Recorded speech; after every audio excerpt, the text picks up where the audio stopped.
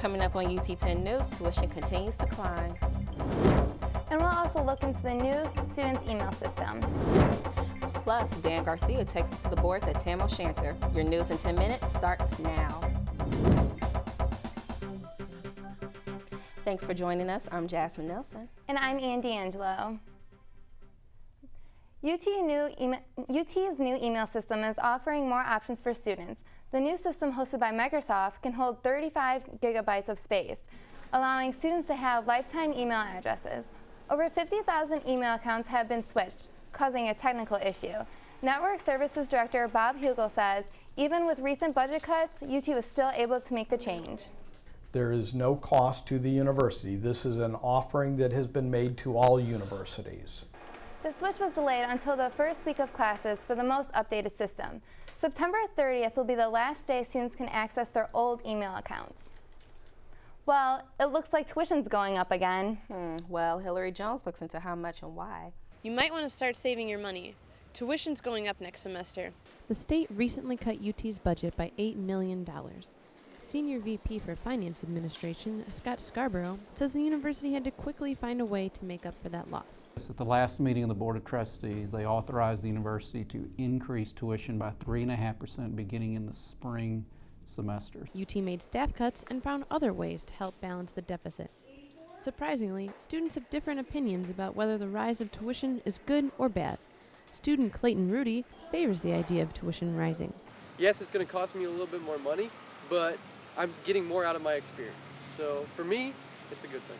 Other students say that it shouldn't be our job to make up for the university's loss.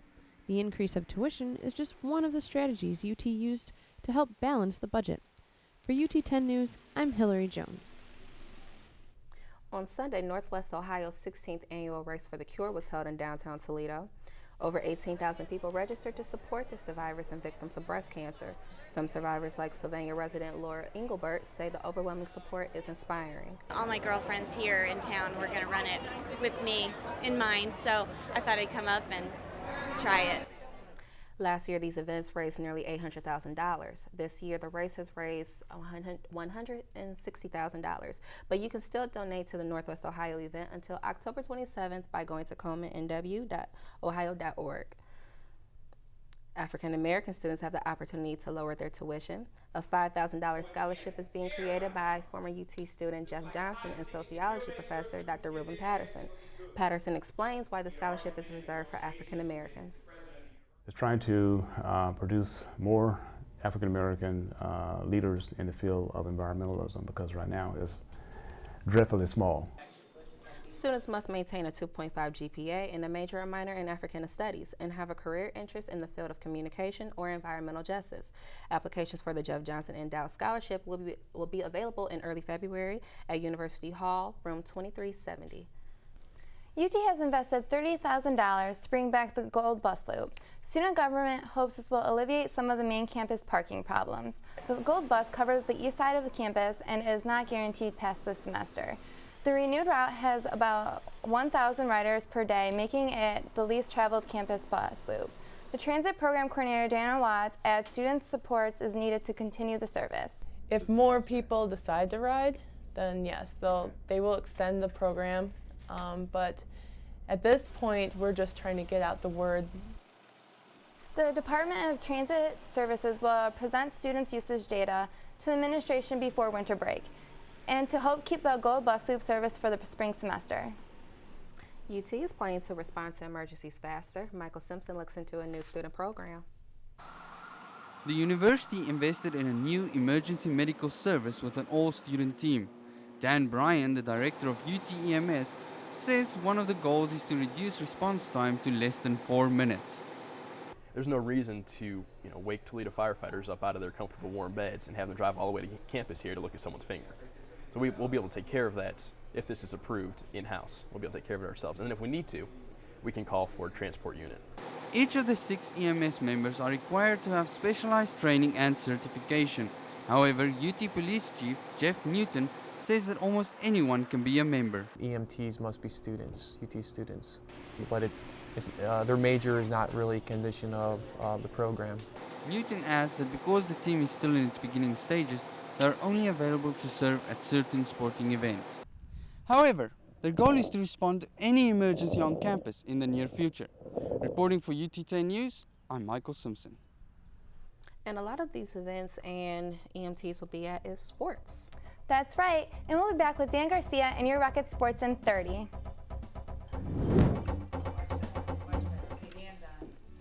UT is dedicated to the success of the people and businesses in Toledo.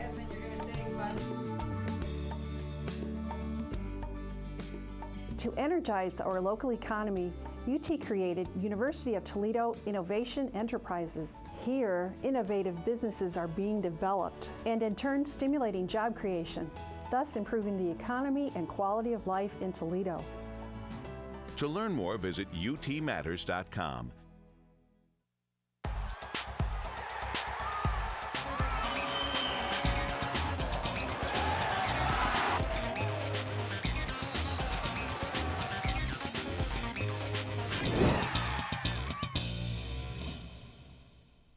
Welcome back. I'm Dan Garcia, and this is your UT10 Sports. In hockey, the Rockets had their home opener on Friday night. UT started off strong against the BG Falcons. It was a hard-hitting, body-slamming, gritty game at the Tam-O-Shanter.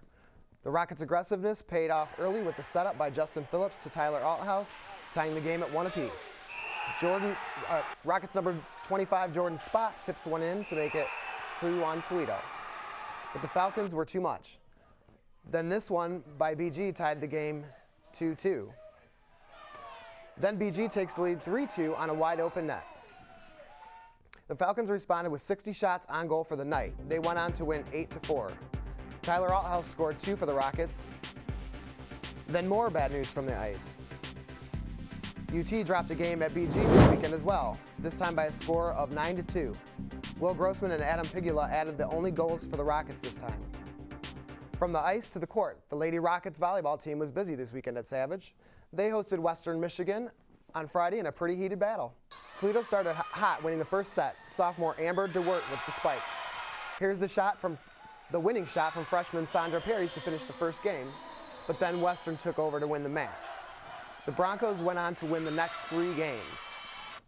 But this weekend wasn't all bad for the Lady Rockets. Saturday, Toledo won 3-2 over Northern Illinois, which takes them to 10-4 overall. The Rockets play at Eastern Michigan on Friday and Central Michigan on Saturday. Good luck, ladies. In Rocket football, Toledo beat Florida International 41-31 in Miami this weekend. Well, that's some good news, and thank you, and we'll be back in 30. At the University of Toledo, you'll love the small classes and personal attention. Great job on the paper. Thanks. Choose from more than 140 degrees, from the sciences to the arts.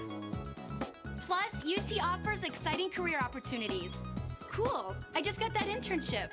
And our campus is amazing. See you at the game. You know, UT fans are pretty awesome too. See you at the game and see you at the University of Toledo. Major IT companies brought their latest technology to the Student Union. The university held the first annual Information Technology Expo on September 24th. Apple, Dell, and Microsoft were some of the companies that participated in this event. Psychology major Rita Demeen says several items interested her at the expo. I think it's great that we get to see new technology out so we can see what we like. We looked around, we walked around at all the tables. The iPhone is what caught my attention, and the little MacBooks. I like the tiny little ones that you can just put in your backpack. UT students were offered discounts on many of the future products. And that does it for, say, UT10 News. If you have any stories or information you would like to share with us, please email us at ut10news@gmail.com. And remember, you can also watch our newscast on YouTube, Facebook, wherever you can get caught up on your campus news whenever you want. For Jasmine Neilson, Dan Garcia, and all of our crew, I'm DeAngelo. Have a great week and stay tuned for more news from the UT campus.